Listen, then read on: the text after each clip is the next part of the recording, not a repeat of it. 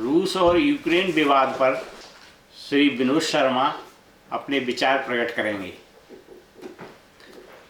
तो सबसे पहले तो बात करते हैं कि ये विवाद की जड़ में विवाद शुरू कहाँ से हुआ, जड़ क्या है। तो यूक्रेन को जो रशिया से लगा हुआ है, रशिया वैसे तो एशिया से यूरोप तक फैला हुआ है, आपने नक्शा देखा होगा, और यूक्रेन यूरोप की तरफ है। तो यूरोप में जो और कंट्रीज लगी हुई हैं यूक्रेन के साथ, वो सारी की सारी नाटो की मेंबर हैं, जो अमेरिका समर्थित पूरा ग्रुप है। तो नाटो में यूक्रेन जो शामिल होना चाहता था, जिसके अगेंस्ट रशिया था, ये मेन इनका युद्ध का कारण है। हालांकि अंडरलाइन जो चीज़ें होती हैं वो थोड़ी सी अलग भी होती हैं, जैसे गैस वहाँ पे सप्लाई जो होती है, हालांकि बड़ा जो गैस का एरिया जो है, जो पिछली लड़ाई में यूक्रेन से ऑलरेडी रशिया छीन चुका था। पर इस बार उन्होंने कहा कि अगर ये नाटो में शामिल हो जाते हैं तो हमारी सुरक्षा के लिए खतरा हो जाएंगे। तो वो मुख्य वजह है। यूक्रेन शायद क्योंकि वो एक लड़ाई पहले भी हार चुके हैं 2015 में, और उनका एक बड़ा हिस्सा चला गया था। उसके बाद भी छुटपुट लड़ाइयाँ चल रही थी। उनके दो इलाके जो रूस ने कुछ दिन पहले ही स्वतंत्र घोषित कर दिए थे, वो भी उनके कब्जे में नहीं थे। रूस समर्थित जो आतंकवादी बोलो या जो भी गुट हैं उनके कब्जे में थे। तो ये कारण बनता है कुल मिला के कि क्यों यूक्रेन पे हमला किया है। और सबसे बड़ा जो डर रशिया का था कि ये नाटो में चले गए तो क्या होगा। हालांकि एक आपके पास भी व्हाट्सएप पे आया होगा, बड़ी फनी सी बात है कि ऐसे दोस्तों से बचना चाहिए जो बोले कि भाई तू जाके लड़ ले और उसके बाद दौड़ लगा के भाग जाए। तो नाटो ने कुछ ऐसा ही किया है। सूली पे तो चढ़ा दिया, हाँ, लेकिन मदद के लिए नहीं आया। मदद के लिए बिल्कुल बिल्कुल सही बोला आपने। तो पर इसका इम्पैक्ट क्या होगा इंडिया पे, ये थोड़ा सा डिस्कस कर लेते हैं, क्योंकि हमारे काफ़ी सारे दर्शकों को ये नहीं पता होगा कि चलो ये लड़ाई तो हो रही है, इंडिया पे क्या इम्पैक्ट है। तो पहला इम्पैक्ट तो ये है कि इंडिया के कम से कम 20 से 25 हज़ार का कुछ विद्यार्थी हैं जो ज़्यादातर मेडिकल की पढ़ाई करने के लिए, MBBS की पढ़ाई करने के लिए या मेडिकल के क्षेत्र से रिलेटेड पढ़ाई करने के लिए यूक्रेन जाते हैं। तो ऑफ कोर्स उनके ऊपर बहुत ज़्यादा इम्पैक्ट है, उनके परिवारों के ऊपर इम्पैक्ट है। वो कैसे आएंगे, वहाँ लड़ाई चल रही है और इवन वहाँ की राजधानी पर लड़ाई पहुँच गई है, तो सुरक्षित तो कोई नहीं है, ये तो आप कह सकते हैं। ये सबसे बड़ा कंसर्न है। पर बात अब ट्रेड की करते हैं। तो इंडिया को दो तरीके से इस पे इम्पैक्ट बहुत ज़्यादा होने वाला। पहला इम्पैक्ट है जो ग्लोबल इकोनॉमी पे इम्पैक्ट पड़ने वाला है। क्रूड ऑयल $100 से ऊपर चला गया है।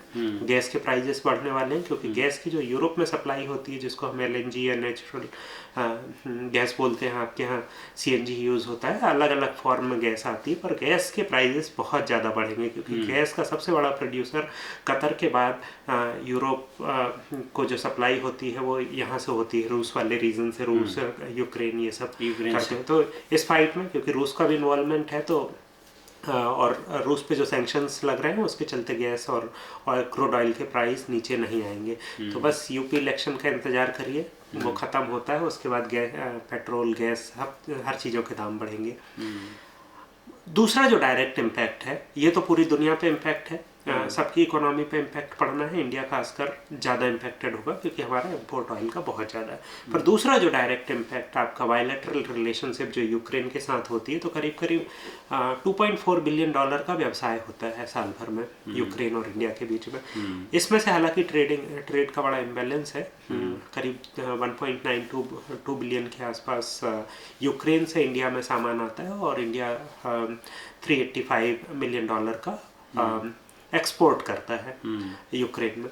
तो इंडिया का जो एक्सपोर्ट इम्पैक्ट होगा वो है दवाओं से रिलेटेड। इंडिया ज़्यादातर दवाइयाँ और ये यूक्रेन में एक्सपोर्ट करता है। इंडिया की काफ़ी सारी कंपनीज़ के वहाँ पे दवाई कंपनीज़ के ऑफिसेस भी हैं। जो चीज़ें यूक्रेन से आती हैं उसके दाम बढ़ेंगे क्योंकि इंडिया को कहीं और से लेना पड़ेगा, और वो सारी चीज़ें जैसे वहाँ से सनफ्लावर ऑयल वगैरह और दूसरे ऑयल के चीज़ें जो आती हैं वहाँ से, टेक से रिलेटेड भी चीज़ें आती हैं, टेक्नोलॉजी और मशीनरी से रिलेटेड चीज़ें भी आती हैं, तो उन सब के ऊपर भी इम्पैक्ट पड़ेगा। और एक और जो इम्पैक्ट पड़ने वाला है वो है, क्योंकि रशिया भी लड़ाई में है और रशिया के ऊपर जो सैंक्शन लग रहे हैं उसके चलते इंडिया को जो रशिया के साथ व्यापार है उसमें भी दिक्कत आनी चालू होगी थोड़ी बहुत। हालांकि उसका शायद इंडिया और रशिया सॉल्यूशन निकाल पाएंगे। ऐसा भी अनुमान है S-400 की डिलीवरी लेट हो वो लेट हो जाएगी, क्योंकि जो अमेरिका बात कर रहा है, जो स्विफ्ट बैंकिंग अकाउंट सिस्टम है जिसके थ्रू एक कंट्री दूसरी कंट्री से, या एक बैंक किसी देश का दूसरे देश के बैंक से डीलिंग करता है, उसको स्विफ्ट करके बोलते हैं। ये सिस्टम पूरी दुनिया में चलता है जो ये सारे बैंकों को कनेक्ट करता है।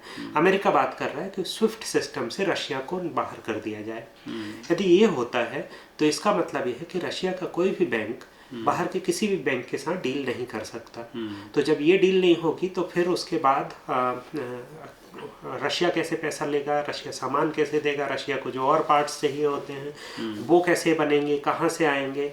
तो जो भी बड़ी बड़ी डील इंडिया रशिया की चल रही हैं हथियारों के मामले में, और बाकी के जो भी चीज़ें रशिया से इंडिया आती है उसमें बहुत बड़ा बाधा उत्पन्न होगी। हाँ, उसमें तो ये मोटा माटी मेरे हिसाब से इम्पैक्ट पड़ेगा इस लड़ाई का इंडिया पे। चलो, आपके विचारों से हम बहुत अवगत हुए और नेक्स्ट एपिसोड में फिर मिलेंगे। धन्यवाद।